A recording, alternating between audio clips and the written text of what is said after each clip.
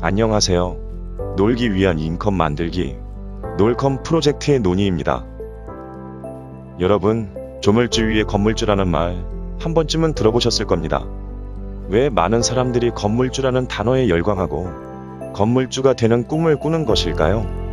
아마 편하게 살고 싶어서 일 것입니다. 일을 하지 않아도 돈이 자동으로 입금되는 건물주야말로 대다수 현대인들의 꿈이죠. 그런데 건물주가 되는 것은 정말 극소수를 제외하면 엄두가 나지 않는 것이 현실입니다. 과거부터 일하지 않아도 돈이 들어오는 것을 일컬어 불로소득이라 하였습니다.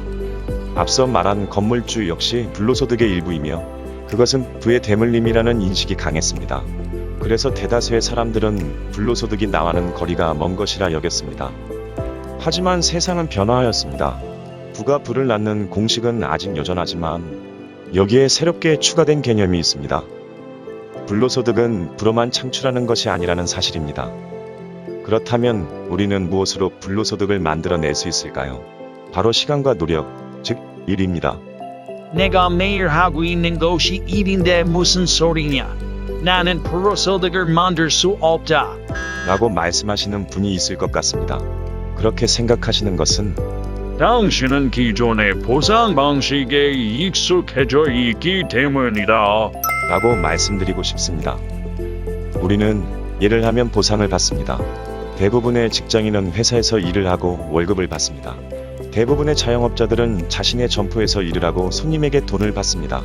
그런데 앞서 말한 대부분 사람들은 일을 그만두게 되면 돈을 벌 수 없는 상태가 됩니다. 그 이유는 자신이 한 일에 대해 일시불로 돈을 받았기 때문입니다. 여기에서 한 가지 의문을 추가해 봅시다. 내가 한 일에 대해 일시불이 아닌 지속적인 보상을 받을 수는 없을까? 작가가 책을 출판하게 되면 인세라는 것이 발생하게 됩니다. 인세란 저작물의 출판에 대하여 저작권자가 발행자로부터 취득하는 수입을 말합니다. 인세는 비단 책에서만 발생하는 것이 아닙니다. 영화, 사진, 음악, 애니메이션, 게임 등 모든 창작물에서 발생할 수 있습니다. 인세와 같이 내가 일을 해서 만들어낸 가치가 지속적인 보상을 만들어내는 것. 이것이 현대판 불로소득, 패시브 인컴입니다. 그렇다면 과거에도 존재했던 불로소득이 왜 지금에야 패시브 인컴이라는 이름하에 주목받고 있는 것일까요? 그것의 가장 큰 이유는 IT 산업과 플랫폼 산업의 발달 덕분이라고 말씀드리고 싶습니다. 글을 쓰는 작가를 예로 들어 말씀드리겠습니다.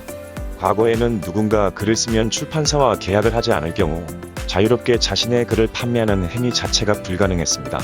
책을 내지 않는다면 그저 빈털터리 방구석 작가에 불과했었죠. 그런데 지금은 누구나 쉽게 글을 써 자신의 블로그나 SNS에 올릴 수 있고 또 전자책이라는 것을 누구나 발행하는 것이 가능합니다. 자신의 글이 너무나도 쉽게 수요와 만나게 된다는 것입니다. 이처럼 과거와 달리 현재는 자신이 만들어낸 가치를 대중에게 쉽게 노출하고 판매도 가능하게 되었다는 뜻입니다. 이제 다시 한번 생각해 볼 때가 되었습니다. 나는 내가 일해서 만든 가치를 일시불로 보상받을 것이냐, 아니면 그 가치가 인정되는 한 지속적으로 보상받을 것이냐. 전자의 경우 그 가치가 제대로 인정받지 못할 확률이 높습니다. 예를 들어 설명드리겠습니다. 대기업에 다니는 직장인 A씨는 LCD 모니터를 만드는 연구원입니다. 그가 다니는 대기업에서 이번 신제품 개발을 위해 심혈을 기울인 프로젝트를 진행합니다. A씨는 이 프로젝트에 참여하였고 뛰어난 능력을 발휘하며 중요 일원으로 기여합니다. 이 프로젝트는 성공적인 성과를 내었고 기업은 신제품을 발매하여 막대한 매출을 기록합니다. 이 과정에서 직장인 A씨는 공로를 인정받아 연봉 인상을 하고 상당한 인센티브까지 받게 됩니다. 여기까지 들어보신다면 A씨는 평범한, 아니 훌륭한 직장 생활을 영위 중인 사람이라고 생각이 드실 겁니다. 하지만 A씨는 과연 그가 일해서 만들어낸 가치에 합당한 보상을 받은 것일까요? A씨가 기여한 프로젝트는 회사에 막대한 매출을 안겨주었고 이후에도 지속적으로 제품이 생산되고 판매되면서 더 많은 수익을 창출해 줄 것입니다.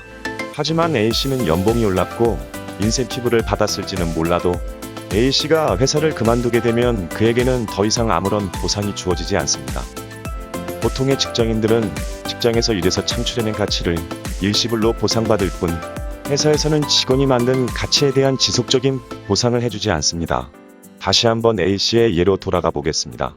A씨는 개인적인 사정에 의해 잘 다니고 있던 회사에서 퇴사하고 잠깐의 휴식을 하기로 결심합니다. 그는 평소 하고 싶었던 맛집 탐방과 사진을 촬영하며 블로그에 올리기 시작했습니다. 그렇게 긴 휴식이 지겨워질 무렵 A씨는 신기한 경험을 합니다. 자신이 취미로 했던 블로그에서 수익이 발생하고 각종 광고 문의가 들어오기 시작한 것입니다. 물론 수익은 예전에 비하면 매우 작은 수준이었지만 A씨에게는 새로운 일이었습니다. 그래서 A씨는 전 직장에서 했던 일의 노하우와 지식에 대해 영상과 글로써 콘텐츠를 만들어 보기로 했습니다. 자신이 가진 지식과 정보를 전자책, 그리고 포스팅, 유튜브에 올렸습니다. 초창기에는 정말 미미한 수준의 수익이었지만 그래도 꾸준히 콘텐츠를 올리는 것을 멈추지 않았고 수익은 조금씩 늘어났습니다. 그렇게 몇 달의 휴식기를 거치고 난 후 그는 다시 새로운 직장에 들어가게 됩니다. 예전과 같이 평범한 직장 생활을 하던 A씨는 첫 월급날 중요한 것을 느끼게 됩니다. 그가 휴식 기간에 했던 활동을 그만뒀음에도 불구하고 그가 해놓은 일에 대한 수익은 여전히 창출되고 있었고 그 수익을 늘린다면 직장을 그만둬도 괜찮을 것이라는 계산이 머릿속에 들어온 것입니다. 이제 직장인 A씨에게 패시브 인컴이라는 개념이 머릿속에 확실히 자리 잡기 시작했습니다. 휴식이라 생각한 기간 동안 A씨가 만들어낸 가치는 무엇일까요? 지역 맛집에 대한 정보 그리고 본인의 노하우와 지식이 담긴 콘텐츠였습니다. 그것의 가치가 누군가에게 인정받는 한 A씨는 자신의 일에 대한 지속적인 보상을 받게 되는 것입니다. 그렇습니다. 내가 한 일의 가치를 보상받는 것이 일시불이냐 지속적이냐, 이 둘의 차이는 보상의 효율성 문제라는 핵심이 숨겨져 있었습니다.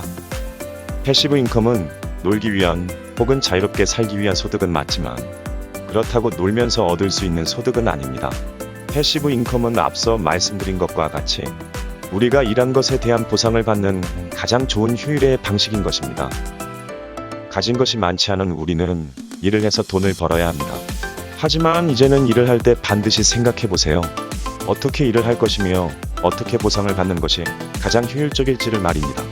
지금까지 놀컴 프로젝트의 논이었습니다. 이 영상이 마음에 드셨다면 구독과 좋아요 부탁드립니다.